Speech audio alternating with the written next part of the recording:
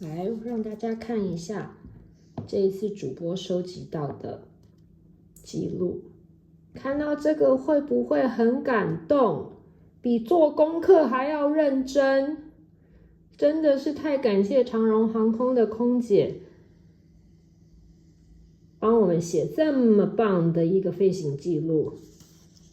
刚开始我还不知道山陀儿是什么，因为主播之前在美国没有仔细看新闻，现在知道了，这真的是一个非常好的纪念。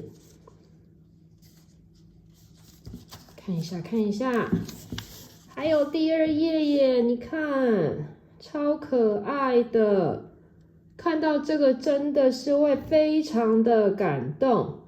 我爱长荣航空，我爱儿童世界报报，耶！世界就是你的舞台 ，Make the world yours。